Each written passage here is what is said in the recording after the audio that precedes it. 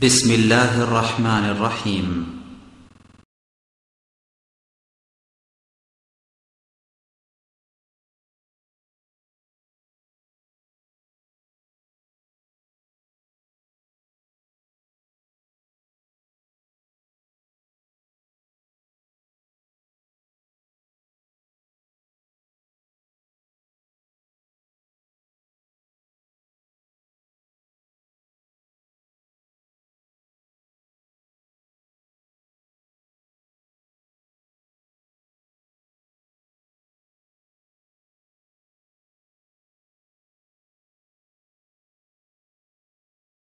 السلام عليكم ورحمة الله.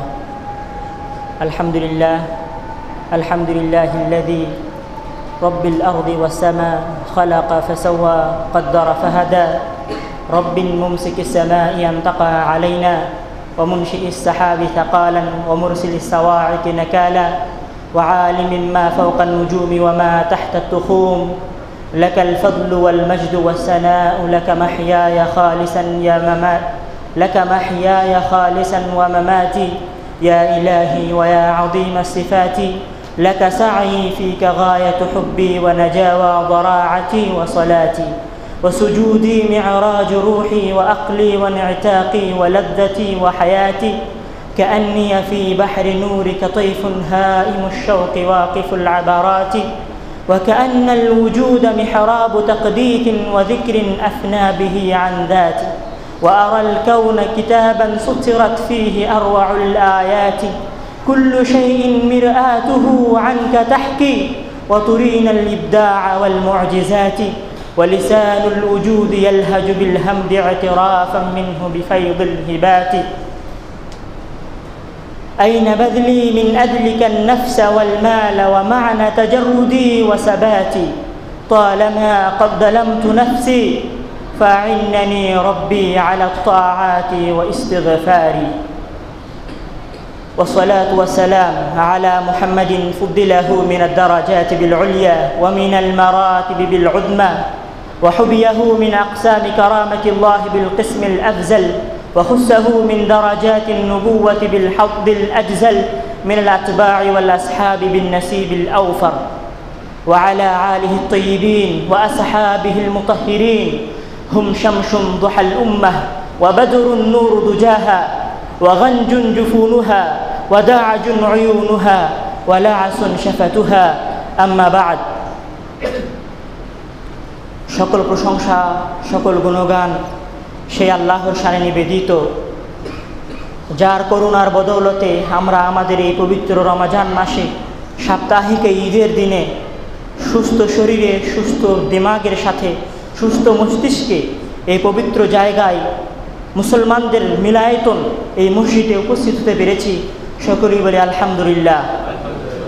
তারপর লাখো কোটি দুরূদ ও সালাম বর্ষিত হোক সেই মহামানবের প্রতি যার আদর্শের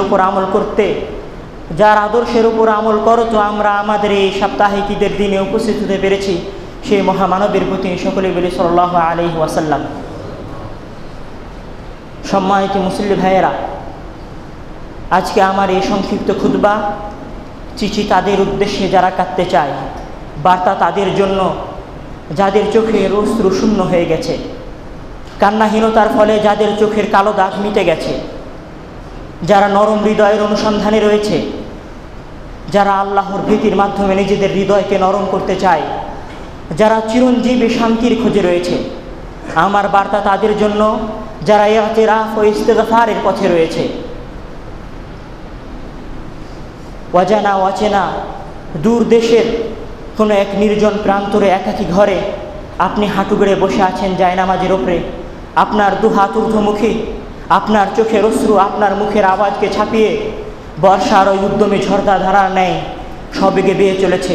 আপনার শরীরের প্রতিটি অঙ্গ প্রত্যঙ্গ কান্নার আওয়াজে চিৎকার করে বলছে, ইয়া রব, হে আল্লাহ, আজ আমি তোমার দরবারে এসেছি, আজ তোমার কাছে আমার অনেক কিছুই বলার আছে, তবে আমি জানি না কি বলবো।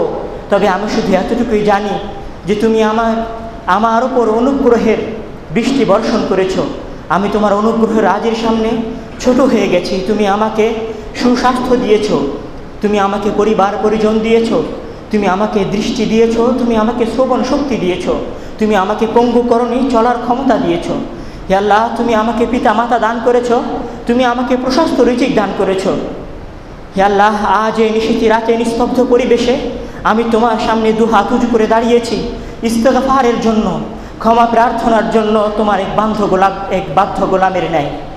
আজ যখন আমি তোমার সামনে দাঁড়িয়েছি, যখন নিরাশার ঝড়ের ফলে আশার বাতিগুলো নিভে গেছে, সমুদ্রটাতে লিখিত আশা নামক শব্দটা যখন নিরাশার জলোচ্ছ্বাসে মিটে গেছে, যখন আমি দিক হারা হয়েছি, দিক শূন্য হয়েছি, তখনই আমি তোমার দরবারে দু হাত তুলেছি। হে প্রভু, তুমি মহান, তুমি উচ্চ, তুমি সুউচ্চ, তুমি সম্মানিত, আমি নিচু, আমি লাঞ্ছিত। তুমি শক্তিশালী, আমি শক্তিহীন, তুমি বলবান, আমি বলহীন। আজ আমি তোমার সামনে দাঁড়িয়েছি এক অসহায় মানুষের ন্যায়। এই অসহায়ত্বে কে আমাকে সাহায্য করবে? কে আমার দিকে সাহায্যের হাত বাড়িয়ে দিবে? আজ আমি অপদস্থ, আমি হীন, আমি লাঞ্ছিত। এ অবস্থায় কে আমার হাত ধরে টেনে তুলবে? কে আমার ওপর রহমতের ওই ছায়া টেনে দিবে? হে আল্লাহ, আমি তোমার অবাধ্য হয়েছি, তবে তুমি ছিলে ধৈর্যশীল। আমি হারামের দিকে তাকিয়েছি, তবে তুমি আমাকে সাজার যাতা করে পিষ্ট করনি। আমি হারাম খেয়েছি, হারাম উপার্জন করেছি, তোমার সীমাকে লঙ্ঘন করেছি, তবে তুমি আমাকে শাস্তি দাওনি। হে প্রভু, তুমি আমার পাপের বিল মোকাবিলে তুমি ছিলে একজন ধৈর্যশীল মহান সত্তা। আমি তোমার সীমা লঙ্ঘন করেছি, তোমার এই সীমা লঙ্ঘনের মাঝে আমি আনন্দ উল্লাসকে খুঁজেছি, আমি আমার আনন্দকে খুঁজেছি, আমি আমার খুশিকে খুঁজেছি। হে আল্লাহ, তোমার অবাধ্য হওয়ার মাঝে আমি আমার জীবনের মজা, আমি আমার জীবনের আনন্দকে খুঁজে পাওয়ার চেষ্টা করেছি, কিন্তু আমি বুঝিনি যে তুমি মহান। তোমার আনুগত্যের মাঝে প্রকৃত শান্তি রয়েছে, প্রকৃত শক্তির প্রকৃত মজা রয়েছে। প্রভু, আজ আমি তোমার সামনে এসেছি, দুই হাত জোর করে হাঁটু গেড়ে তোমার সামনে দাঁড়িয়েছি। আজ কি তুমি আমার অন্যায়ের কারণে, আমার অকর্মের কারণে, আমার অসৎ কর্মের কারণে তুমি কি আজ আমাকে তোমার পথ থেকে হটিয়ে দিবে? তুমি কি বলনি, ওয়াইদা সাআলাকা ইবাদি আন্নী ফাইন্নী করিব, ওয়াইদা সাআলাকা ইবাদি আন্নী ফাইন্নী করিব উজিবু দাওয়াতাদ দাঈ ইযা দাআনি فليستجيبوا لي وليؤمنوا بي لعلهم يرشدون। হে আল্লাহ, আমি তোমার অসৎ, আমি তোমার সীমাকে লঙ্ঘন করেছি, অসৎ কর্ম করেছি, তবে কি আমি তোমার নিকট ইস্তেগফারের পাত্র নই? আমি কি তোমার ক্ষমার যোগ্য নই? আমি কি তোমার প্রাপ্যের যোগ্য নই? হে আল্লাহ, তুমি যদি আজ আমাকে ছেড়ে দাও, এই চাঁদহীন রাত্রিতে তো আমি পথ হারা হয়ে যাব। তুমি যদি আমাকে এই গহীন বনে ছেড়ে দাও, তো আমি দিশাহীন হয়ে যাব। তুমি যদি আমাকে এই কণ্টকাকীর্ণ পথে, বন্ধুর এই পথে তুমি যদি আমাকে ছেড়ে চলে যাও, তোমার হাত যদি আমার হাত থেকে ছড়িয়ে নাও, তো আমি হয়ে যাব বাহনহীন। তুমি যদি আমাকে এই দ্রুত মরুভূমি উত্তপ্ত বালুকাময় প্রান্তরে নিক্ষেপ করে চলে যাও, তা আমি হয়ে যাব পালিহীন। আমি হয়ে যাব এক নিঃসার, নিষ্প্রাণ এক শরীরের গঠন মাত্র। হে আল্লাহ, هل يرضيك يا رب انكسار الآن بين يديك؟ هل يرضيك يا رب انكسار الآن بين يديك؟ الشيطان يدعوني إلى الزنا وأنا أقول لا لا ربي أحب إلي। হে আল্লাহ, যখন আমাকে শয়তান আহ্বান করে জিনার দিকে, তখন আমি বলি না না, আমার প্রভু আমার নিকট প্রিয়। যখন আমাকে শয়তান গান শোনার দিকে আহ্বান করে, তখন আমি বলি লা লা রব্বি আহাব্বু ইলাইয়া, রব্বি আনা উহিব্বুহু। হে আল্লাহ, যখন শয়তান আমাকে সুদ খাওয়ার দিকে আহ্বান করে, তখন আমি বলি লা লা রব্বি আহাব্বু ইলাইয়া ওয়া আনা উহিব্বুহু হুব্বান শাদীদা। هل يرضيك يا رب انكسار الآن بين يديك؟ هل يرضيك يا رب انكسار الآن بين يديك؟ হে আল্লাহ, আমি তোমার অবাধ্য হয়েছি, আমি তোমার সীমা লঙ্ঘন করেছি, এই জন্য কি তুমি আমাকে নিক্ষেপ করবে? هل تكلني يا رب لأنني عصيتك لأنني تجاوزت حدك لأنني عبرتك؟ لا يا رب، أنا طاغ أنا عاص لك ولكن يا رب। হে আল্লাহ, তুমি কি আমাকে আমার এই অসৎ কর্মের জন্য, তোমার সীমা লঙ্ঘনের জন্য আমাকে ছেড়ে দিবে?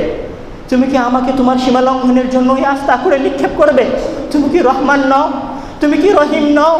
আদউকা ইয়া গফুর, আদউকা ইয়া করিম, আকবিল দুআই ইয়া রাব্বাল আলামিন। আপনি এভাবে আপনার মহান সত্তার সামনে নিশিতি রাতে হাঁটু গেড়ে বসে দোয়া করছেন। আপনি তওবাকারী, আপনি তাইব, আপনি মুস্তাগফির। আপনার জন্য রয়েছে আপনার প্রতিপালকের নিকট এক মহা আনন্দের বিষয়, এক মহা শান্তি, এক মহা অনুগ্রহ। আপনি প্রকৃত তওবাকারী, আপনি প্রকৃত ইস্তেগফারকারী। এভাবে আপনি আপনার মহান প্রতিপালকের নিকট আপনার পাপের, আপনার অপকর্মের জন্য ক্ষমা প্রার্থনা করবেন। কিন্তু প্রশ্ন থেকে যায় যে আমি আমার প্রভুর নিকট কেন ক্ষমা প্রার্থনা করব? আমি আমার প্রভুর নিকট কেন এইভাবে ইস্তেগফার করব? সম্মানিত উপস্থিতি, প্রথমত কথা বলা যায় যে ক্ষমা প্রার্থনা করা মানুষের স্বভাবজাত একটা কাজ, মানুষের স্বভাবজাত একটা কর্ম। মানুষ যখন সমাজে অন্যায় করে, কারোর সাথে যখন খারাপ ব্যবহার করে, তখন সে তার কাছে ক্ষমা চায়। এবং একজন ক্ষমাকারী ছাত্রকে একজন শিক্ষক, একজন ক্ষমা প্রার্থনাকারী তার শিক্ষকের নিকট ছাত্রকে তার শিক্ষক ভদ্র মনে করে, অভদ্র কোনো সময় মনে করে না। অনুরূপভাবে কথা বলা যায় যে ক্ষমা প্রার্থনাকারী ভদ্র হওয়ার একটা লক্ষণ। দ্বিতীয়ত আমরা এই কথা বলতে পারি যে মানুষের মানসিক চাপ থেকে মুক্তি ইস্তেগফার করার সবচেয়ে বড় একটা মাধ্যম। যখন একজন ছাত্র তার শিক্ষকের সাথে বেয়াদবি করে এবং যতক্ষণ পর্যন্ত না সে ক্ষমা প্রার্থনা করে তার শিক্ষকের নিকট, সরি না বলে, ততক্ষণ পর্যন্ত সে এক প্রকার অনুশোচনায় ভোগে, সে এক প্রকার আফসোসে ভোগে। এক সময় এটা যখন বাড়তে থাকে তখন সে এক প্রকার মানসিক চাপের মধ্যে পড়ে যায়। অনুরূপভাবে মহান আল্লাহ তাআলাও চান না যে তার বান্দা মানসিক চাপ কর্তৃক আক্রান্ত হোক, মানসিক রোগে আক্রান্ত হোক। মহান আল্লাহ তাআলার পক্ষ থেকে এটা একটা রহমত যে তিনি তার বান্দাদেরকে মানসিক চাপের মধ্যে রাখতে চান না। কেননা মহান আল্লাহ তাআলা হচ্ছেন আপনার স্রষ্টা, তিনি আপনাকে কোনো লক্ষ্য উদ্দেশ্য নিয়ে এই পৃথিবীতে প্রেরণ করেছেন, আর আপনি তার লক্ষ্য উদ্দেশ্যকে পরিপূর্ণভাবে পালন করতে ব্যর্থ হচ্ছেন এবং হবেন, এই কথাই ঠিক। এবং এই ব্যর্থ হওয়ার কারণে আমরা আমাদের সমাজে অনেকেই দেখি, সে বলে আল্লাহ কি আমাকে ক্ষমা করবেন, আমি তো অনেক পাপ করেছি, আমি তো অনেক অপকর্ম করেছি। সেই কথার দ্বারা এক প্রকার মানসিক চাপের মধ্যে থাকে, কিন্তু আল্লাহ তাআলা তার বান্দার উপরে জুলুম করতে চান না। এই জন্যই মহান আল্লাহ তাআলা আপনার জন্য ইস্তেগফারের এবং ক্ষমা প্রার্থনার একটা পদ্ধতি নিয়ে এসেছেন। এই জন্য আমরা বলতে পারি ইস্তেগফার করার দ্বিতীয় কারণ হিসেবে, যেটা মানসিক চাপ থেকে মুক্তি পাওয়ার একটা বড় কারণ বা একটা বড় মাধ্যম। তারপরে আসুন মিশকাতের 2340 নম্বর হাদিস, সেখানে রাসূল সাল্লাল্লাহু আলাইহি ওয়াসাল্লাম বলছেন, কুল্লু বানি আদম খাত্তাউন ওয়া খায়রুল খাত্তাইন আত-তাওয়াবুন। রাসূল সাল্লাল্লাহু আলাইহি ওয়াসাল্লাম কি বলছেন? কুল্লু বানি আদম খাত্তাউন, প্রত্যেক বানি আদমই হচ্ছে পাপকারী এবং সর্বোত্তম পাপকারী সেই যে ক্ষমা প্রার্থনা করে। রাসূল সাল্লাল্লাহু আলাইহি ওয়াসাল্লামের এই কথার দ্বারা এই কথাই সুস্পষ্টভাবে প্রতীয়মান হয় যে প্রত্যেক মানুষই পাপকারী, আল্লাহর সীমাকে লঙ্ঘনকারী, এই জন্য তাকে ক্ষমা প্রার্থনা করা জরুরি। এটা হলো তৃতীয় কারণ যে আমি পাপের জন্য আল্লাহর কাছে ক্ষমা প্রার্থনা করব। দ্বিতীয়ত মহান আল্লাহ তাআলা সূরা নূরের 31 নম্বর আয়াতে বলছেন, তুবু ইলাল্লাহ আইয়ুহাল মুমিনুন লাআল্লাকুম তুফলিহুন وتوبوا إلى الله أيها المؤمنون لعلكم تفلحون। মহান আল্লাহ কি বলছেন? যে তোমরা আল্লাহর নিকট তওবা করো যেন তোমরা সফল কাম হতে পারো। লাআল্লাকুম তুফলিহুন, এই জন্য আমরা এই কথা এখানে বলতে পারি যে ইস্তেগফার করা, ক্ষমা প্রার্থনা করা মানুষের জীবনের সফলতার একটা সবচেয়ে বড় মাধ্যম। এখানে আর একটি কথা না বললেই নয় যে মহান আল্লাহ তাআলা বলল, আর আমি কেন বিশ্বাস করব যে ইস্তেগফার করা আমার জীবনে সফলতার একটা বড় মাধ্যম। মহান আল্লাহ তাআলা সূরা বাকারার শুরুতেই বলছেন, যালিকাল কিতাবু লা রাইবা ফীহ, এটি এমন একটি কিতাব, এমন একটি গ্রন্থ যে গ্রন্থের মাঝে কোনো সন্দেহ নেই। মানে এই গ্রন্থে মহান আল্লাহ তাআলা যা কিছু বলবেন সবই সত্য। এই জন্য মহান আল্লাহ তাআলা বলছেন লাআল্লাকুম তুফলিহুন, মানে আমরা সফল কাম হব। এছাড়াও মহান আল্লাহ তাআলা বলছেন, চ্যালেঞ্জ করছেন মুশরিকদেরকে উদ্দেশ্য করে, ফাতু বিসূরাতিম মিন মিথলিহি ওয়াদউ শুহাদাআকুম মিন দুনিল্লাহ, তোমরা অনুরূপ একটি সূরা নিয়ে আসো। আজ পর্যন্ত রাসূল সাল্লাল্লাহু আলাইহি ওয়াসাল্লামের উপর কোরআন নাজিল হওয়া থেকে নিয়ে শুরু করে আজ পর্যন্ত কোরআনের এই চ্যালেঞ্জের মোকাবিলা কেউ করতে পারেনি। যদি করতে পারতো তাহলে আমরা এটা ধরে নিতাম যে কোরআনের মাঝে সন্দেহের অবকাশ রয়েছে। যেহেতু কেউ এই চ্যালেঞ্জের মোকাবিলা করতে পারেনি, সেহেতু আমরা এই কথাই বলতে পারি কোরআনের মাঝে কোনো ভুল নেই। এই জন্য যখন মহান আল্লাহ তাআলা বলছেন লাআল্লাকুম তুফলিহুন, মানে তোমরা সফল কাম হবে, যদি তোমরা তওবা করো, ইস্তেগফার করো, মানে আমরা সফল কাম হব। যদি কেউ প্রমাণ করতে পারে কোরআনের মধ্যে কোনো ভুল আছে, মহান আল্লাহ তাআলার চ্যালেঞ্জের মোকাবেলা করতে পারে, তাহলে হয়তো আমরা এখানে মহান আল্লাহ তাআলার কথাকে নাও মানতে পারি, যদি কেউ ভুল প্রমাণ করতে পারে। তারপরে সবচেয়ে একটা গুরুত্বপূর্ণ বিষয় এই আয়াতের মধ্যে যে আমরা দেখব, কোরআনে মহান আল্লাহ তাআলা বলছেন ইয়া আইয়ুহাল্লাযীনা আমানু কুতিবা আলাইকুমুস সিয়াম। মহান আল্লাহ এখানে আরও মুখাতাব ইয়া আহলাল কিতাব, মুখাতাবগুলো খেতাবের এই শব্দগুলো কিন্তু আয়াতের পূর্বে রয়েছে, ইয়া আইয়ুহাল্লাযীনা আমানু ইয়া আহলাল কিতাব, কিন্তু মহান আল্লাহ তাআলা এখানে লাআল্লাকুম তুফলিহুন এর পূর্বে বলছেন ইয়া আইয়ুহাল মুমিনুন লাআল্লাকুম তুফলিহুন। মহান আল্লাহ তাআলা এখানে আইয়ুহাল মুমিনুনটা ওয়াতুবু ইলাল্লাহ এর পূর্বে বললেও পারতেন, কিন্তু মহান আল্লাহ তাআলা পূর্বে বলছেন না। এটার কারণ এটাও হতে পারে যে মহান আল্লাহ তাআলা এই কথার উপর দৃঢ় জোর দিতে চাচ্ছেন যে লাআল্লাকুম তুফলিহুন, আমি যখন বলেছি মানে তোমরা সফল কাম হবে। মহান আল্লাহ তাআলা প্রকৃতার্থে সফলতার উপর গুরুত্ব দেওয়ার জন্য আইয়ুহাল মুমিনুন শব্দটাকে আয়াতের শুরুতে না নিয়ে এসে লাআল্লাকুম তুফলিহুন এর পূর্বে নিয়ে আসছেন। কারণ আর সবচেয়ে বড় কথা হচ্ছে প্রত্যেক মানুষই তার জীবনে সর্বক্ষেত্রে সফলতা চায়। যেমন একজন মুসলিম তার ইহকালীন জীবনে পরকালীন জীবনে সফলতা চায়, মানুষের জীবনের সফলতাটা একটা অনেক বড় একটা জিনিস। এই জন্য মহান আল্লাহ তাআলা সফলতার প্রতি, যেহেতু সফলতা মানুষের নিকট গুরুত্বপূর্ণ, সেহেতু সফলতার দিকে গুরুত্ব দিয়ে বলছেন আইয়ুহাল মুমিনুন লাআল্লাকুম তুফলিহুন। এরপরে আসুন মহান আল্লাহ তাআলা ইস্তিগফারের মাধ্যমে মানুষের সাইয়্যাত সমূহকে, অপকর্মসমূহকে মিটিয়ে দেন। মহান আল্লাহ তাআলা সূরা তাহরিমের ৮ নম্বর আয়াতে বলছেন ইয়া আইয়ুহাল্লাযীনা আমানু তুবু ইলাল্লাহি তাওবাতান নাসুহা আসা রাব্বুকুম আন ইউকাফিরা আনকুম সাইয়্যাতিকুম ওয়া ইউদখিলাকুম জান্নাতিন তাজরি মিন তাহতিহাল আনহার। মহান তাআলা বলছেন তোমরা তওবা করো। কেমন তওবা? তাওবাতান নাসুহা।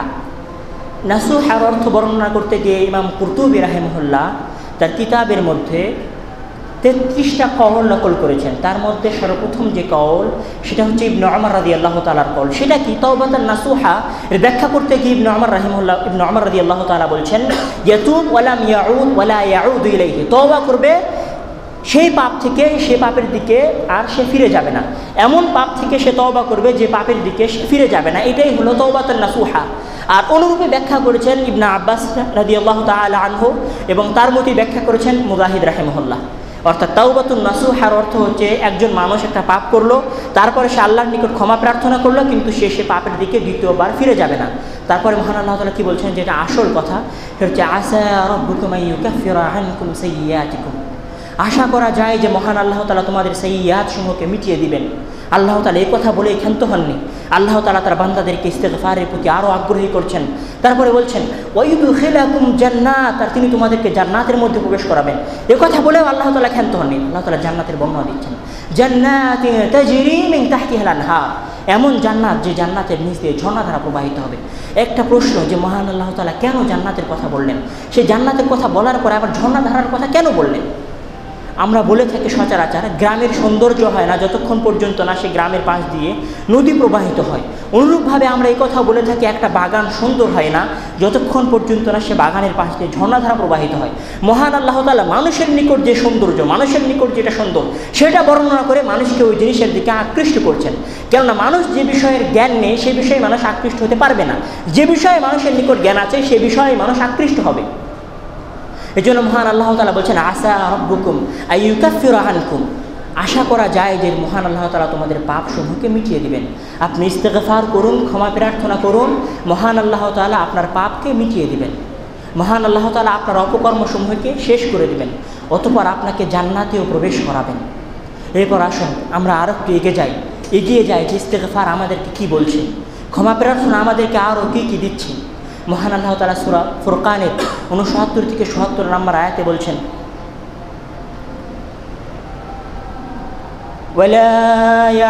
ولا يدعون مع الله إلها آخر ولا يقتلون النفس التي حرم الله إلا بالحق ولا يزنون ومن يفعل ذلك يلقى أثاما يضاعف له العذاب يوم القيامة ويخلد فيه مهانا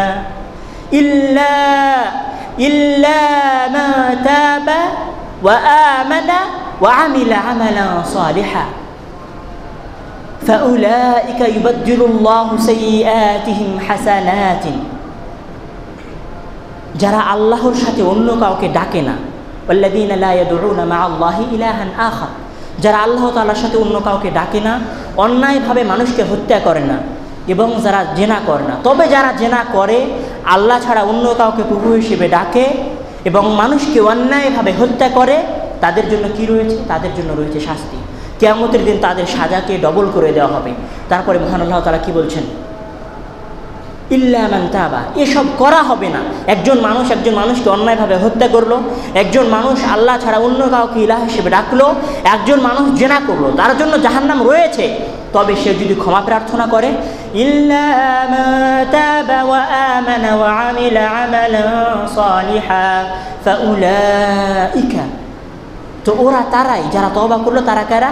ইউবাদদিলুল্লাহু সাইয়্যাতিহিম হাসানাত, যাদের সাইয়্যাত সমূহকে, অপকর্মসমূহকে মহান আল্লাহ তাআলা হাসানাতের দ্বারা, সুকর্মসমূহের দ্বারা, সৎকর্মসমূহের দ্বারা পরিবর্তন করে দিবেন। তাহলে এখানে আর একটা উপকার, ইস্তেগফার করার, ক্ষমা প্রার্থনা করার আর একটা সবচেয়ে বড় উপকার আমাদের জন্য, সেটা হচ্ছে মহান আল্লাহ তাআলা আমাদের অপকর্মসমূহকে সৎকর্মের দ্বারা পরিবর্তন করে দিবেন। এই জন্য আমাদের উচিত মহান আল্লাহ তাআলার নিকট ইস্তেগফার করা, ক্ষমা প্রার্থনা করা। আরও সামনে এগিয়ে চলুন। মহান আল্লাহ তাআলা আমাদের ইস্তেগফার করার জন্য কত বড় উপঢৌকন সামনে রেখেছেন। মহান আল্লাহ তাআলা সূরা নূহের 10 এবং 12 নম্বর আয়াতে বলছেন, وَقُلْتُ اسْتَغْفِرُوا رَبَّكُمْ إِنَّهُ كَانَ غَفَّارًا يُرْسِلِ السَّمَاءَ عَلَيْكُمْ مِدْرَارًا وَيُمْدِدْكُمْ بِأَمْوَالٍ وَبَنِينَ وَيَجْعَلْ لَكُمْ جَنَّاتٍ وَيَجْعَلْ لَكُمْ أَنْهَارًا। এই আয়াতের পিছনের দিকে একটু এগিয়ে যায়, কেন নূহ আলাইহিস সালাম তার কওমের উদ্দেশ্যে কথা বলছেন আর মহান আল্লাহ তাআলা সেই আয়াতকে পবিত্র কালামের মাঝে নাজিল করছেন। সম্মানিত উপস্থিতি, নূহ আলাইহিস সালামের কওম যখন নূহ আলাইহিস সালামের একটা লম্বা সময় যাবত অস্বীকার করতে থাকলো, কুফরির মধ্যে আপতিত হয়ে থাকলো, তখন মহান আল্লাহ তাআলা তাদের উপর সাজাস্বরূপ বৃষ্টিকে বন্ধ করে দিলেন। তাদের অতি খরা তাদের উপর নাজিল করলেন। তীব্র খরার ফলে এবং অনাবৃষ্টির ফলে তাদের জমির ফসলগুলো নষ্ট হয়ে যাওয়া শুরু করলো এবং তাদের আবাদি এবং জমিসমূহ খারাপ হয়ে যাওয়া শুরু করলো। তাদের গবাদি পশুসমূহ অনাহারে অর্ধাহারে মারা যাওয়া শুরু হলো। তখন তারা নূহ আলাইহিস সালামের কাছে আসলো। তখন নূহ আলাইহিস সালাম তাদেরকে কি সমাধান দিচ্ছেন? তাদের অনাহারের, তাদের তীব্র খরতার বলছেন, ওয়াকুলতু, আর আমি তাদেরকে বললাম, ইস্তাগফিরু রাব্বাকুম ইন্নাহু কানা গাফফারা, তোমরা তোমাদের প্রতিপালকের নিকট ক্ষমা প্রার্থনা করো। ইউরসিলুকুমুস সামাআ আলাইকুম মিদরারা, আর তিনি তোমাদের উপর বৃষ্টিকে বর্ষণ করবেন, এমন বৃষ্টি যেটা একের পর এক আসতে থাকবে। দেখুন, মহান আল্লাহ তাআলা বলছেন যে তোমরা ক্ষমা প্রার্থনা করো। নূহ আলাইহিস সালাম তার কওমকে মহান আল্লাহ তাআলার কওল নকল করছেন যে তোমরা যদি ক্ষমা প্রার্থনা করো তাহলে তোমাদের তীব্র খরতার সমাধান হয়ে যাবে, তোমাদেরকে আল্লাহ তাআলা বৃষ্টি দান করবেন। তারপরে মহান আল্লাহ তাআলা কি বলছেন? ওয়া আমওয়ালা, তোমাদেরকে আল্লাহ তাআলা সম্পদ সমূহ দান করবেন। মহান আল্লাহ তাআলা বলছেন না মালান, বরং বলছেন আমওয়ালা, সম্পদ সমূহ দান করবেন।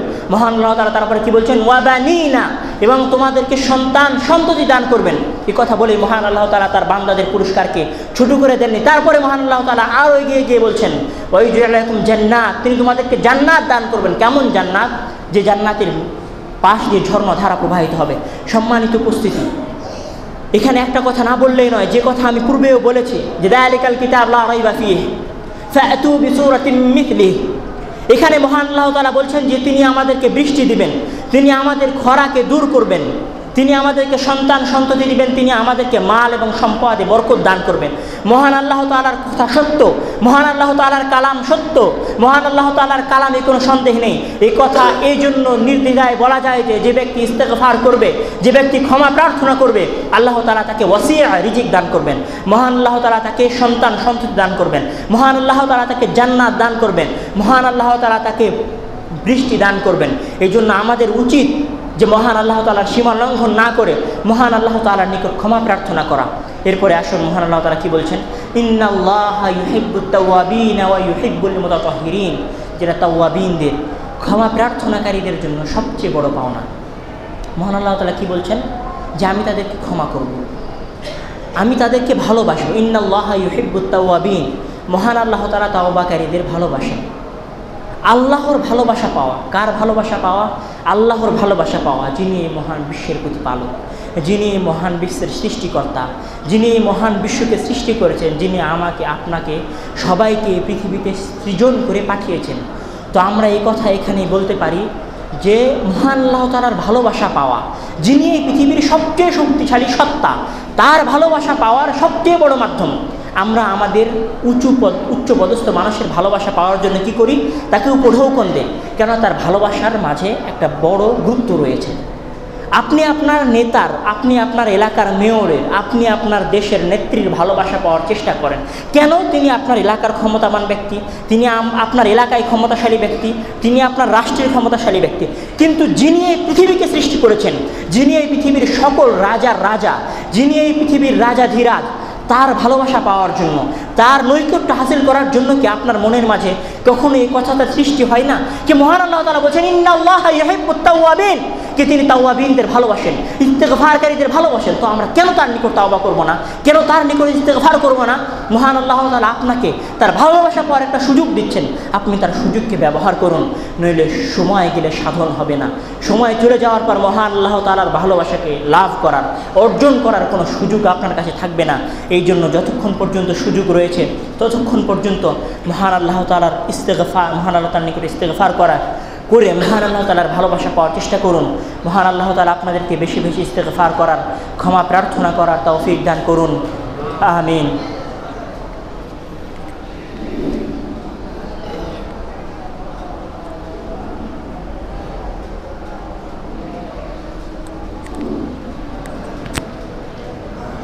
আলহামদুলিল্লাহ, আলহামদুলিল্লাহিল আউয়াল বিলা ইবতিদা ওয়াল আখির বিলা ইনতিহা والمنفرد في قدرته والمتعالي في سلطانه والمتعالي في سلطانه الذي لا تحظيه الجهات ولا تنعته الصفات، البادئ بالإحسان والعائد بالامتنان والدال على بقائه بفناء خلقه وعلى قدرته بعجز كل شيء سواه، وخلق الخلق من ناطق معترف بوحدانيته. وصلى الله على سيدنا محمد بعث آخرا واصطفي أولا، وجعلنا الله من عتقاء شفاعته، وعلى آله الأبرار وأصحابه الأخيار وأتباعه الأطهار। আম্মা বাদ, সম্মানিত উপস্থিতি, আমরা কথা বলছিলাম ইস্তেগফার নিয়ে, ক্ষমা প্রার্থনা নিয়ে। আমরা প্রথমে বলছিলাম যে আমরা কিভাবে ইস্তেগফার করব, তারপরে আমরা বললাম কিভাবে ক্ষমা প্রার্থনা করব। এবার আসুন, ইস্তেগফারকারী, ক্ষমা প্রার্থনা করা বা ক্ষমা প্রার্থনাকারীটা আসলে কি? রাসূল সাল্লাল্লাহু আলাইহি ওয়াসাল্লাম বলছেন, মুত্তাফাকুন আলাইহির হাদিস, عن أبي هريرة رضي الله تعالى عنه قال قال رسول الله صلى الله عليه وسلم ينزل ربنا تبارك وتعالى كل ليلة إلى السماء الدنيا حين يبقي ثلث الليل الآخر ويقول من يدعوني فاستجيب له من يسألني فأعطيه من يستغفرني فأغفر له। রাসূল সাল্লাল্লাহু আলাইহি ওয়াসাল্লাম বলছেন যে মহান আল্লাহ তাআলা যিনি সম্মানিত এবং মহান, তিনি আসমানে নেমে আসেন, নিচের আসমানে নেমে আসেন এবং বলেন ওয়ায়াকুল মান ইয়াদউনি, কে আমাকে ডাকে আমি তার ডাকে সাড়া দেব, কে আমার কাছে ক্ষমা চায় আমি তাকে ক্ষমা করে দিব, কে আমার কাছে চায় সে আমার কাছে যা চায় আমি তাকে তাই দিব। আপনি হয়তো অনুধাবন করতে পারছেন না কে আপনাকে এসে আহ্বান করছেন। তিনি যিনি মহান, যিনি এই পৃথিবীকে সৃষ্টি করেছেন, যিনি আপনাকে আমাকে সৃষ্টি করেছেন, যিনি এই নভমণ্ডল ভূমণ্ডলকে সৃষ্টি করেছেন, যিনি এই পৃথিবীর ওপর একমাত্র ক্ষমতাবান, যিনি এই পৃথিবীর ওপর একমাত্র কর্তৃত্বকারী, সেই মহান সত্তা আপনাকে আহ্বান করছেন কি করার জন্য? ক্ষমা প্রার্থনা করার জন্য। মহান আল্লাহ তাআলা বলছেন মান ইয়াদউনি ফাস্তাজিব লাহু, কে আমার কাছে চায় আমি তাকে তাই দেব, মান ইয়াসআলুনি ফাউতিয়াহু মান ইয়াস্তাগফিরুনি ফাগফির লাহু। আপনি একবার অনুধাবন করার চেষ্টা করুন কে তিনি। তিনি হচ্ছেন মহান আল্লাহ তাআলা। অত্যন্ত দুঃখজনক হলেও সত্য, আজ আমরা মহান আল্লাহ তাআলার এই আহ্বানকে যিনি মুতাকাব্বির, যিনি জাব্বার, তিনি তার জাবারুতকে, তিনি তার অহংকারকে দূরে সরিয়ে তার বান্দাদের নিকট ইস্তেগফার করার আহ্বান করছেন। আপনি চিন্তা করুন, একবার অনুধাবন করার চেষ্টা করুন, কে আপনাকে আহ্বান করছেন। আর আহ্বানকারী যখন আহ্বান করছেন তখন আপনি কোন কর্মে লিপ্ত রয়েছেন। সম্মানিত উপস্থিতি, এখানে কয়েকটা কথা না বললেই নয়। মহান আল্লাহ তাআলা কেন শেষ রাত্রিকে চয়ন করলেন? মহান আল্লাহ তাআলা চাইলে প্রথম রাত্রিকেও চয়ন করতে পারতেন। কথা বললে এখানে কথাও বলা যায়, আমরা জানি আমাদের সায়েন্স এবং টেকনোলজি কথা বলে যে মানুষকে দ্রুত ঘুমানো উচিত। আর সবচেয়ে বড় কথা, একজন মানুষ যখন তার প্রভুর নিকট ইস্তেগফার করার, ক্ষমা প্রার্থনা করার আশা পোষণ করবে শেষ রাত্রি উঠে, তখন তাকে দ্রুত ঘুমাতে হবে। একজন মানুষ যদি রাত 1টায় ঘুম যায় তো 2টায় উঠে তার জন্য ক্ষমা প্রার্থনা করা অনেক মুশকিল। এই জন্য মহান আল্লাহ তাআলা ক্ষমা প্রার্থনা করার জন্য এমন একটা সময়কে চয়ন করেছেন যে সময়টা তার বান্দার স্বাস্থ্যের জন্য, তার বান্দার মানসিকতার জন্য, তার বান্দার মন ও মানসিকতার জন্য উপকারী, এবং যেটা তার ব্রেনকে, তার মস্তিষ্ককে সুস্থ রাখতে সহযোগিতা করবে। কারণ একজন মানুষ যখন ক্ষমা প্রার্থনা করার ইরাদা করবে, ইচ্ছা করবে, তখন সে প্রথম রাত্রিতে ঘুম যাবে। আর আমাদের সায়েন্স এবং টেকনোলজি কথাই বলে যে মানুষকে দ্রুত ঘুমানো উচিত এবং তাড়াতাড়ি ওঠা উচিত। আর একজন মানুষ শেষ রাত্রিতে যখন ওঠে তখন সে ম্যাক্সিমাম সময় ফজর সালাতের আগে ওঠে। ফজর সালাতের আধা ঘন্টা আগে উঠে সালাত আদায় করে, আল্লাহর নিকট দোয়া করে। দোয়া করতে করতে ফজর সালাতের শুরু হয়, ফজর সালাতের সময় শুরু হয়। এটি আর একটা সুবিধা, একজন মানুষ যখন ইস্তেগফার করার তওবা করে, ইস্তেগফার করার ইচ্ছা পোষণ করে, তখন তার জন্য ফজরের সালাত আদায় করাও সুবিধা হয়।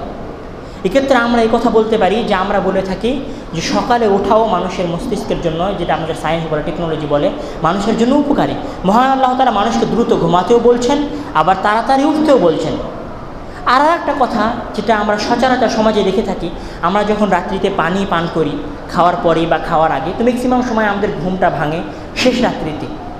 আর ঘুমটা শেষ রাত্রিতে ভাঙে যেটা সহজ হয় আমাদের জন্য। একজন মানুষ পেশাব করতে ওঠে, তার জরুরত প্রয়োজন পূরণ করার জন্য সাধারণত ওঠে শেষ রাত্রিতে।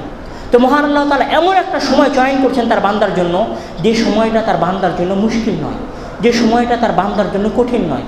আপাত দৃষ্টিতে এটা আমাদের জন্য কঠিন মনে হতে পারে। হ্যাঁ, কঠিন মনে হবে সেই ছেলের জন্য যে ছেলে রাত্রিতে 2টা পর্যন্ত 3টা পর্যন্ত ফেসবুক ব্যবহার করেছে, যে ছেলে রাত্রিতে ইউটিউব ব্যবহার করেছে রাত 2টা পর্যন্ত, যে ছেলে রাত্রিতে টিউব ম্যাট ব্যবহার করেছে, তার বান্ধবীর সাথে অনেক সময় ধরে, লম্বা সময় ধরে গল্প করেছে, নিজের সময়কে অপচয় করেছে।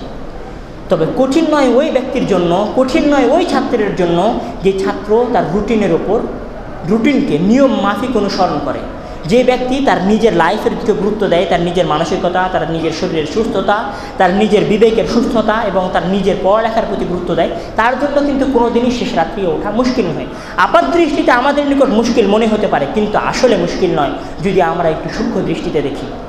তারপর আসুন, এখানে আর একটা প্রশ্ন থেকে যায় যে কেন, কিভাবে সম্ভব? মহান আল্লাহ তাআলা তো আরশের উপর, মহান আল্লাহ তাআলা তো আরশে থাকেন, তো মহান আল্লাহ তাআলা কীভাবে নিচের আসমানে নেমে আসেন?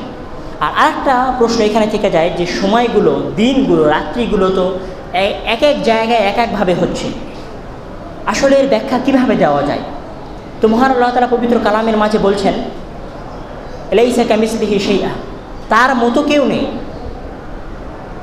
আমি মানুষ, মহান আল্লাহ তাআলা বলছেন যে তার মতো কেউ নেই। মহান আল্লাহ তাআলা বলছেন যে তার মতো কেউ নেই। এই জন্য আপনি যদি মনে করেন যে আমি একজন মানুষ, আমি এখানে থাকলে ওখানে যেতে পারি না, ওখানে থাকলে ওখানে যেতে পারি না, এক জায়গায় একসাথে সব জায়গায় বিচরণ করতে পারি না, এটা তো আমার দ্বারা সম্ভব না। আপনি যদি আপনার দায়রার মধ্যে থেকে, আপনার সীমার মধ্যে থেকে এই কথা চিন্তা করেন যে আল্লাহর দ্বারা এটা কীভাবে সম্ভব, তাহলে ভুল হবে। কেননা তিনি তো এই বিশ্বের সৃষ্টিকর্তা। আর দ্বিতীয় আর একটা প্রশ্ন, সূর্য হয়তো আমাদের পৃথিবীর উপর ঘুরছে, হয়তো মহান আল্লাহ তাআলার আসমানের উপর সেই সূর্য থাকে না, সেখানে হয়তো মহান আল্লাহ তাআলা তার আলোর জন্য, তার বা দিশার জন্য অন্য কোনো ব্যবস্থা করেছেন, বা আল্লাহ ভালো জানেন সেখানে কী করেছেন। হয়তো তার সেখানে আমাদের এখানে সকাল বা সন্ধ্যা হয় না, আমাদের এখানে যেভাবে রাত্রি হয় এক এলাকায় আর এক এলাকায় সকাল হয়, এভাবে হয়তো মহান আল্লাহ তাআলার এলাকায় হয়। এক কথায় এই কথাই বলা যায় যে আমাদের সেই বিষয়ে কোনো জ্ঞান নেই। মহান আল্লাহ তাআলা বলছেন লাইসা কামিসলিহি শাইআ, তার মতো কেউ নেই। আপনি সূরা ইখলাসের দিকে তাকান, মহান আল্লাহ তাআলা বলছেন কুল হুয়াল্লাহু আহাদ আল্লাহুস সামাদ, তারপরে বলছেন লাম ইয়ালিদ ওয়া লাম ইউলাদ, তিনি কাউকে জন্ম দেননি, কারো থেকে জন্মগ্রহণ করেননি, তিনি আপনার থেকে সম্পূর্ণ আলাদা। এই জন্য যদি আপনি আপনার ব্রেনের দ্বারা, আপনি আপনার মস্তিষ্কের দ্বারা এই কথা চিন্তা করেন যে মহান আল্লাহ কীভাবে আরশের উপর থেকে নিচে নেমে আসবে, তারপর তার বান্দাদেরকে এভাবে আহ্বান করবে যখন সকাল হচ্ছে আলাদা আলাদা, সন্ধ্যা হচ্ছে আলাদা আলাদা, এটা কীভাবে সম্ভব?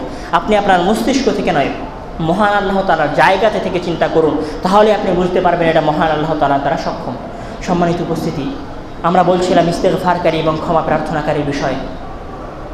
মিশকাত শরীফের 2332 নম্বর হাদিস, আনাস ইবনে মালিক রাদিয়াল্লাহু তাআলা আনহু قال قال رسول الله صلى الله عليه وسلم لله أشد فرحا بتوبة عبده حين يتوب إليه من أحدكم كان على راحلته بأرض فلات فانفلتت منه وعليها طعامه وشرابه فأيس منها فأتى شجرة فاضطجع في ظلها وقد أيس من راحلته فبينما هو كذلك إذ هو بها قائمة عنده فأخذ بختامها ثم قال من شدة الفرح اللهم أنت عبادي وأنا ربك اللهم أنت عبادي وأنا ربك। মহান আল্লাহ তাআলা তার নিকট ক্ষমা প্রার্থনাকারীর, যখন একজন ব্যক্তি একজন বান্দা তার নিকট ক্ষমা প্রার্থনা করে তখন আল্লাহ তাআলা কেমন খুশি হন, আল্লাহ তাআলা সেই খুশির বর্ণনা দিচ্ছেন।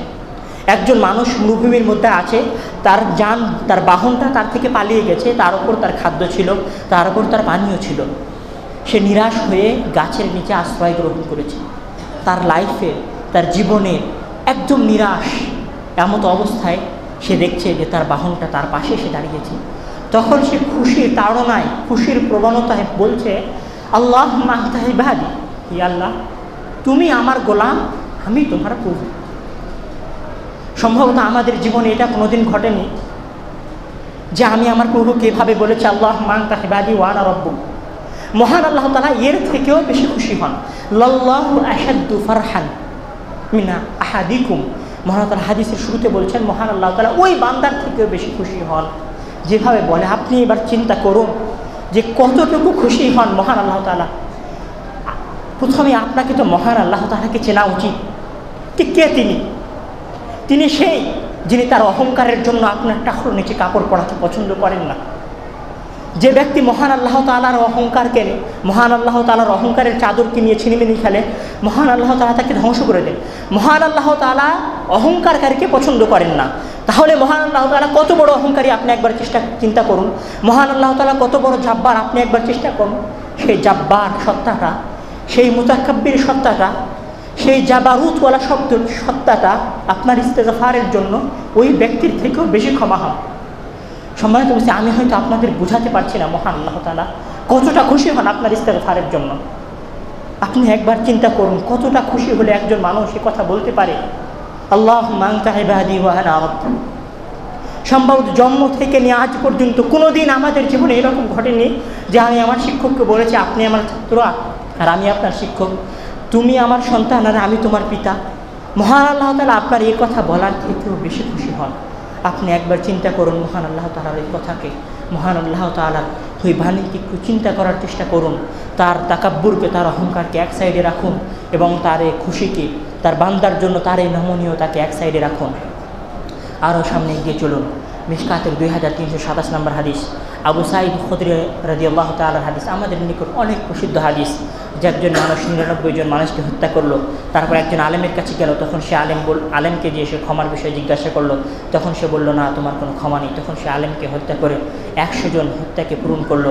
তারপর সে একজন মানুষকে জিজ্ঞাসা করছে فقال له رجل ائتي قرية كذا وكذا فأدركه الموت فناء بصدره نحوها فاختصمت فيه ملائكة الرحمة وملائكة العذاب فأوحى الله إلى هذه تقربي وأوحى الله إلى هذه تباعدي وقال قيسوا ما بينهما فأوجد إلى هذه أقرب بشبر فغفر له।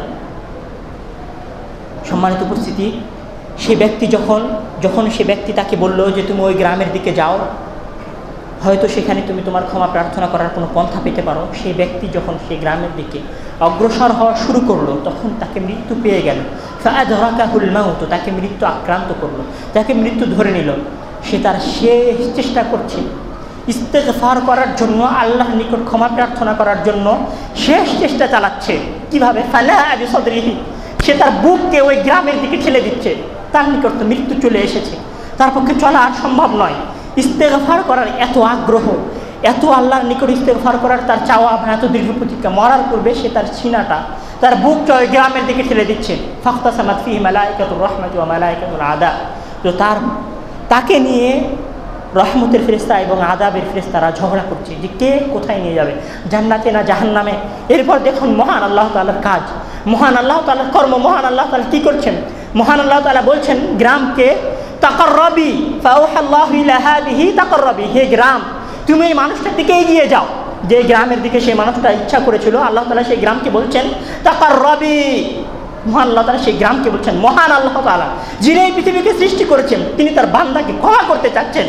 তার বান্দা যখন তার নিকট ক্ষমা করার ইচ্ছা পোষণ করেছে, তখন মহান আল্লাহ তাআলা তার বান্দাকে ক্ষমা করতে চাচ্ছেন নিজের ইচ্ছায়। মহান আল্লাহ তাআলা তাকে ক্ষমা করতে চাচ্ছেন। তারপরে বলছেন ফাআওহাল্লাহু ইলা হাযিহি তাকাররাবি, এবং যে গ্রাম থেকে সে যাচ্ছিল সেই গ্রামকে বলছেন তাবাআদি। এরপর মহান আল্লাহ তাআলা বলছেন কিসু বাইনাহুমা, তোমরা দুই গ্রামের মাঝে মাপো যে সে কোন গ্রামের দিকে কাছে। মহান আল্লাহ তাআলা কি বলছেন, মহান আল্লাহ তাআলা মাপার কথা বলছেন। চাইলে মহান আল্লাহ তাআলা মাপার কথা আগেই বলতে পারতেন, কিন্তু মহান আল্লাহ তাআলা চান না। তিনি গফুর, তিনি করিম, তিনি রহিম। তিনি চান না যে তার বান্দা জাহান্নামে যাক। তিনি চান না যে তার যে বান্দা ইস্তেগফার করার ইচ্ছা পোষণ করেছে, যে বান্দা ক্ষমা প্রার্থনা করার ইচ্ছা পোষণ করেছে, সে জাহান্নামে যাক। যখন মাপা হয়ে গেল, তখন 1 বিঘত পরিমাণ যে গ্রামের দিকে সে ইচ্ছা করেছিল সেই গ্রামের দিকে পাওয়া গেল।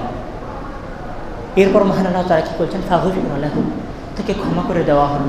যদি মহান আল্লাহ তাআলা এই গ্রামকে কাছে আসতে না বলতেন, তাহলে হয়তো তাকে ওই গ্রামের মাঝে পাওয়া যেত যে গ্রামের মাঝে সে ছিল, তার জন্য ক্ষমা পাওয়াটা মুশকিল হয়ে যেত। মহান আল্লাহ তাআলা তার বান্দাকে ক্ষমা করতে চাচ্ছেন, যখন তার বান্দা ক্ষমা করার ইচ্ছা পোষণ করেছে। আপনিও মহান আল্লাহ তাআলার নিকট ক্ষমা প্রার্থনা করার চেষ্টা করুন, মহান আল্লাহ তাআলার নিকট ক্ষমা চাওয়ার ইরাদা করুন, মহান আল্লাহ তাআলার নিকট ক্ষমা করার কাসদ করুন। এটা পবিত্র রমজান মাস, পবিত্র মাহে রমদান, রহমত এবং মাগফিরাতের মাস। আপনি মহান আল্লাহ তাআলার নিকট ক্ষমা চান। যে সত্তা আপনাকে ক্ষমা করার জন্য এত চেষ্টা করছেন, সেই মহান সত্তার জন্য কি আপনার হৃদয়ের মাঝে এতটুকু ভালোবাসার সৃষ্টি হয় না? এতটুকুও কি আপনার হৃদয়ের মাঝে আফসোস জাগে না যে মহান আল্লাহ তাআলা আমাকে ক্ষমা করার জন্য এত চেষ্টা করছেন, আর আমি তার কাছে ক্ষমা চাচ্ছি না? একজন মানুষ যখন আমাদের কাছে বারবার রিকোয়েস্ট করে, তখন আমরা তার অনুরোধকে মেনে নিই। মহান আল্লাহ তাআলা আপনাকে ক্ষমা করার জন্য এত চেষ্টা করছেন, আর আপনি মহান আল্লাহ তাআলার কাছে ক্ষমা করতে যাচ্ছেন না। আপনার মতো কঠোর হৃদয়ের কি হয়? আপনার মতো কঠোর হৃদয়ের কি বান্দা কখনো হয়? মহান আল্লাহ তাআলার নিকট একবার ক্ষমা প্রার্থনা করুন, একবার রাত্রিতে মহান আল্লাহ তাআলার নিকট দুহাত উত্তোলন করে ক্ষমা প্রার্থনা করার চেষ্টা করুন। তিনি অতীব মহান, তিনি আপনাকে ক্ষমা করতে চাচ্ছেন। আপনি কেন তার কাছে ক্ষমা চাইতে যাচ্ছেন না? প্লিজ তার কাছে ক্ষমা চাইতে যান। তিনি অতীব মহান, তিনি আপনাকে ক্ষমা করতে চাচ্ছেন, তিনি আপনাকে ক্ষমা করতে চাচ্ছেন। আপনি তার নিকট ক্ষমা চাইতে যান। সম্মানিত উপস্থিতি,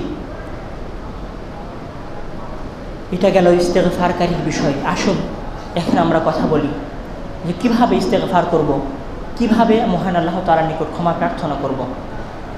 সম্মানিত উপস্থিতি, সর্বপ্রথমে নিয়তকে পরিশুদ্ধ হতে হবে।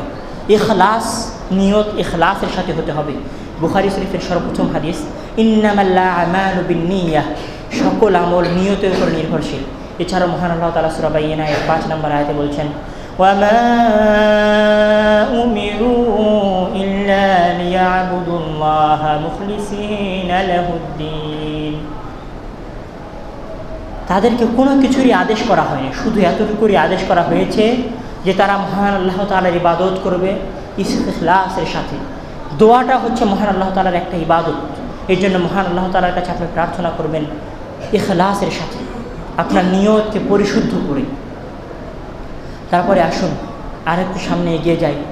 আবু দাউদ শরীফের 1521 নম্বর হাদিস, আন আবি বকর রাদিয়াল্লাহু তাআলা আনহু قال سمعت رسول الله صلى الله عليه وسلم ما من رجل يذنب ذنبا ثم يقوم فيتطهر ثم يصلي أي ركعتين فيستغفر الله إلا غفر له। একজন ব্যক্তি যখন সে পাপ করলো তখন সে ফায়াতাতাহহার, সে পবিত্রতা অর্জন করলো। সুম্মা ইউসাল্লি, অতঃপর সালাত আদায় করলো, অতঃপর মহান আল্লাহ তাআলার নিকট ক্ষমা প্রার্থনা করলো। মহান আল্লাহ তাআলা তাকে ক্ষমা করে দিলেন। সম্মানিত উপস্থিতি, এখানে আমি মহান আল্লাহ তাআলার নিয়মের দিকে, মহান আল্লাহ তাআলার কানুনের দিকে, কায়দার দিকে আমি আপনার একটু দৃষ্টি আকর্ষণ করিয়ে দেব। একজন মানুষ যখন একটা অবস্থায় থাকে, তখন আরেকটা অবস্থায় যেতে তার একটু সময়ের প্রয়োজন হয়। মহান আল্লাহ তাআলা চাচ্ছেন যে আপনি তার নিকট যখন ইস্তেগফার করবেন, যখন ক্ষমা প্রার্থনা করবেন, তখন সুস্থ মস্তিষ্ক নিয়ে ক্ষমা প্রার্থনা করুন। তার কাছে চলে যাওয়ার পর ক্ষমা প্রার্থনা করুন। এই জন্য একজন মানুষ প্রথমে ক্ষমা প্রার্থনা করার ইচ্ছা পোষণ করবে, অজু করবে, তারপরে সালাত আদায় করা করবে। অজু করতে করতে সে দুনিয়া থেকে একটু হটে যাবে। যখন সে সালাত আদায় করবে, দুনিয়া থেকে আর একটু হটবে এবং মহান আল্লাহ তাআলার তাকাররুব হাসিল করবে। তারপরে সে মহান আল্লাহ তাআলার নিকট ক্ষমা প্রার্থনা করবে। এতে হবে কি, যখন সে মহান আল্লাহ তাআলার নিকট ক্ষমা প্রার্থনা করবে, তখন সে হৃদয়ের গহীন থেকে, হৃদয়ের ভিতর থেকে, একদম অন্তরস্থল থেকে সে মহান আল্লাহ তাআলার নিকট ইস্তেগফার করবে, ক্ষমা প্রার্থনা করবে। মহান আল্লাহ তাআলা আপনার জন্য এমন একটা পদ্ধতি, এমন একটা রাস্তা, এমন একটা পন্থা বাছাই করে দিয়েছেন, যেই পন্থার দ্বারা, যে রাস্তার দ্বারা আপনার মহান আল্লাহ তাআলার নিকট ক্ষমা প্রার্থনা করা সহজ হয়। সুবহানাল্লাহ, মা আ'যামা হিলমাকা ইয়া রাব্বাল আলামিন, মা আ'যামা কারামাকা ইয়া রাব্বাল আলামিন, মা আ'যামা ফজলাকা ইয়া রাব্বাল আলামিন। আনতাল কারীম, আনতাল গফুর, আনতার রহিম, আনতাল জব্বার, আনতাল মুতাকাব্বির। মহান আল্লাহ তাআলা আপনার ক্ষমার জন্য, আপনার অনুগ্রহের জন্য, তার নিকট অনুগ্রহ চাওয়ার জন্য, ইস্তেগফার করার জন্য কত সুন্দর পন্থাকে রচিত করছেন। এরপরে আসুন আর একটু সামনে এগিয়ে যাই, যে আপনি অজু করে সালাত আদায় করবেন, যে হাদিসে স্পষ্টতার সাথে আসছে। عن أبي موسى رضي الله تعالى عنه قال فدعا النبي صلى الله عليه وسلم بماء فتوضأ منه ثم رفع يديه فقال اللهم اغفر لعبيد بن أبي عامر حتى رأيت بياض إبطيه فقال اللهم اجعله فوق كثير من خلقك من الناس। সম্মানিত উপস্থিতি, এই হাদিসে কয়েকটি বিষয় রয়েছে। এই হাদিসটাকে ইমাম মুসলিম রাহিমাহুল্লাহ তার সহিহের মধ্যে রিওয়ায়াত করেছেন। এখানে মহান আল্লাহ তাআলা রাসূল সাল্লাল্লাহু আলাইহি ওয়াসাল্লাম তার সাহাবাকে পানি আনার জন্য হুকুম দিচ্ছেন। তারপর তিনি উজু করছেন, ফাতাওয়াদ্দা মিনহু। উজু করার পর মহান রাসূল সাল্লাল্লাহু আলাইহি ওয়াসাল্লাম কী করছেন, দুহাত উত্তোলন করছেন। তো এখান থেকে একটা বিষয় পাওয়া যায় যে উজু করবেন, দুহাত উত্তোলন করবেন। তারপরে সবচেয়ে যেটা গুরুত্বপূর্ণ বিষয় এই হাদিসের, রাসূল সাল্লাল্লাহু আলাইহি ওয়াসাল্লাম দোয়া করছেন, আল্লাহুম্মা গফির লিউবাইদ আবি আমির। রাসূল সাল্লাল্লাহু আলাইহি ওয়াসাল্লাম দোয়া করছেন তার এক সাহাবীর জন্য, যে তার পরিবারের মধ্যে কেউ নয়। সম্মানিত উপস্থিতি, আর একটু এগিয়ে যাই। রাসূল সাল্লাল্লাহু আলাইহি ওয়াসাল্লাম কি বলছেন দোয়া প্রার্থনা করার পদ্ধতি হিসেবে, ইস্তেগফার করার পদ্ধতি হিসেবে? ফাতহুল বারি 11 নম্বর খণ্ডের 157 নম্বর পৃষ্ঠা, সেখানে عن عبد الله بن زيد رضي الله تعالى عنه قال خرج النبي صلى الله عليه وسلم يستسقي فدعا فاستسقى ثم استقبل القبلة। এই হাদিসের সবচেয়ে গুরুত্বপূর্ণ যেটা বিষয়, যেটা আমি আপনাদেরকে দোয়ার পদ্ধতি হিসেবে বলতে চাচ্ছি, সেটা হচ্ছে রাসূল সাল্লাল্লাহু আলাইহি ওয়াসাল্লাম কিবলামুখী হলেন, ফাকাল্লাবা রিদা। এই হাদিসের তর্জমা থেকে একথা মনে হতে পারে যে রাসূল সাল্লাল্লাহু আলাইহি ওয়াসাল্লাম বাসায় থেকে বের হলেন, আর খরাজা ইলাল মুসাল্লা, মুসাল্লার দিকে আসলেন ইস্তিসকার উদ্দেশ্যে, ইস্তিসকা করলেন, দোয়া প্রার্থনা করলেন, তারপর কিবলামুখী হলেন, সুম্মা ইস্তাকবালাল কিবলা। কিন্তু আসলে এরকম নয়। অন্য হাদিসে এই কথা সুস্পষ্টভাবে প্রতীয়মান হয় যে রাসূল সাল্লাল্লাহু আলাইহি আরাদা আন ইয়াদউ ফাস্তাকবালাল কিবলা। অনুরূপী হাদিস হাফিজ রাহিমাহুল্লাহ তার কিতাবের মধ্যে 8 থেকে 7টা হাদিস উল্লেখ করেছেন, যে হাদিসের দ্বারা তিনি এই কথা বলতে চাচ্ছেন যে রাসূল সাল্লাল্লাহু আলাইহি ওয়াসাল্লাম আগে কিবলামুখী হয়েছেন, তারপরে দোয়া করেছেন। তাহলে দোয়া করার জন্য কয়েকটা বিষয়, নিয়ত সঠিক হতে হবে, ওযু করতে হবে, 2 রাকাত সালাত আদায় করতে হবে, হাত উত্তোলন করে দোয়া করতে হবে। সম্মানিত অবস্থা, আমি ওই হাদিসে একটা কথা বলতে ভুলে গেছিলাম। সেখানে ওই হাদিসে, পূর্বের হাদিসে আছে যে হাত্তা রাআইতু বায়াদা ইবতাইহি, হাত কতটুকু উত্তোলন করবেন। মুসলিম শরীফের হাদিস, হাত কতটুকু? তো বলছেন, সাহাবী বলছেন, মুসা রাদিয়াল্লাহু তাআলা আনহু বলছেন যে আমি রাসূল সাল্লাল্লাহু আলাইহি ওয়াসাল্লামের বগলের শুভ্রতা দেখলাম। এতটুকু হাত উত্তোলন করবেন যাতে আপনার বগলের শুভ্রতা দেখা যায়। তাহলে প্রথমে নিয়াত, তারপরে দোয়া, ওযু, তারপরে সালাত। আর আপনি সালাত আদায় করবেন কিবলামুখী হয়ে, দোয়াও করবেন কিবলামুখী হয়ে। আর আপনার হৃদয় থেকে হিংসা বিদ্বেষকে দূর করে আপনার মুসলিম ভাইয়ের জন্য এবং নিজের জন্য দোয়া করবেন। সম্মানিত উপস্থিতি, এই গেল দোয়ার পদ্ধতি। এখন দোয়ার সময় নিয়ে কিছু কথা বলা যাক। আজকে জুমার দিন, মিশকাত শরীফের 1357 নম্বর হাদিস, عن أبي هريرة رضي الله تعالى عنه قال رسول الله صلى الله عليه وسلم إن في الجمعة لساعة لا يوافقها عبد مسلم يسأل الله فيها خيرا إلا أعطاه إياه। জুমার সময়ের মধ্যে এমন একটা সময় রয়েছে যে সময়ে বান্দা ইস্তেগফার করে, ক্ষমা প্রার্থনা করে এবং মহান আল্লাহ তাআলা তার ইস্তেগফারকে, তার ক্ষমা প্রার্থনাকে কবুল করেন। জুমার দিন এমন একটা সময় রয়েছে, সেই সময় হাদিসে এসেছে, মুসলিম শরীফের হাদিস, যেখানে বলছেন যে ইমামের বসা থেকে নিয়ে শুরু করে সালাত শেষ হওয়া পর্যন্ত। আরেক হাদিসে আছে, যেটা তিরমিজি শরীফে রয়েছে, সেই হাদিসে আছে যে আসর সালাতের শেষ সময় পর্যন্ত। সময় আসলে জুমার দিনে পুরো দিনটাই বলা যায় যে ইস্তেগফার এবং ক্ষমা প্রার্থনা করার একটা সময়। এই পুরো সময়ের মধ্যে একটা খাস সময় রয়েছে, যে সময়টাতে মহান আল্লাহ তাআলা তার বান্দার দোয়াকে ফিরিয়ে দেন না। এই জন্য আমাদের সকলের উচিত এই সময়কে তলাশ করা। এছাড়াও আছে রাত্রে ক্ষমা প্রার্থনা করা। রাসূল সাল্লাল্লাহু আলাইহি ওয়াসাল্লামকে জিজ্ঞাসা করা হলো, মিশকাত শরীফের 968 নম্বর হাদিস, আইয়ুদ দুআই আসমা, ক্বালা জাওফুল লাইলিল আখিরি ওয়া দুবুরুস সালাওয়াতিল মাকতুবা। রাসূল সাল্লাল্লাহু আলাইহি ওয়াসাল্লাম বলছেন, শেষ রাত্রিতে রাসূলকে জিজ্ঞাসা করা হলো, আইয়ুদ দুআই আসমা, কোন দোয়া বেশি শ্রবণ করা হয়, কোন দোয়া বেশি শোনা হয়?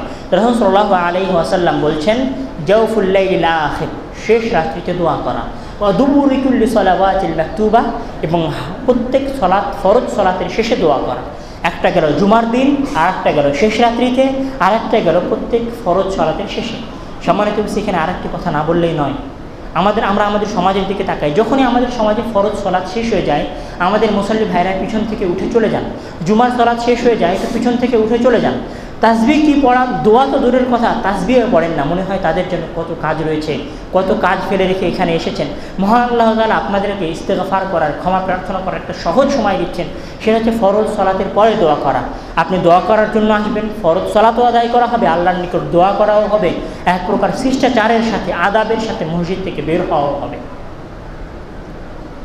দ্বিতীয় কথা, কোন সময়ে দোয়া কবুল হয়? রাসূল সাল্লাল্লাহু আলাইহি ওয়াসাল্লাম বলছেন যে ইন্না দুআ লা ইউরাদ্দু বাইনাল আযানি ওয়াল ইকামাতি, দোয়াকে ফিরিয়ে দেওয়া হয় না আযান ও ইকামাতের মাঝে। তিরমিজি শরীফের 212 নম্বর হাদিস। রাসূল বলছেন, ইন্না দুআ লা ইউরাদ্দু বাইনাল আযানি ওয়াল ইকামাতি, আযান এবং ইকামাতের মাঝে যে ফাসিলা রয়েছে, যে তফাতটা রয়েছে, এই তফাতের মাঝে যে দোয়া করা হয়, মহান আল্লাহ তাআলা সেই দোয়াকে ফিরিয়ে দেন না। এছাড়াও আরেকটি হাদিসে রয়েছে, যে হাদিসে রাসূল সাল্লাল্লাহু আলাইহি ওয়াসাল্লাম বলছেন, فأما الركوع فعظموا فيها الرب وأما السجود فاجتهدوا في الدعاء فقمن أن يستجاب لكم। এই হাদিসকে ইমাম মুসলিম রাহিমাহুল্লাহ রওয়ায়াত করেছেন।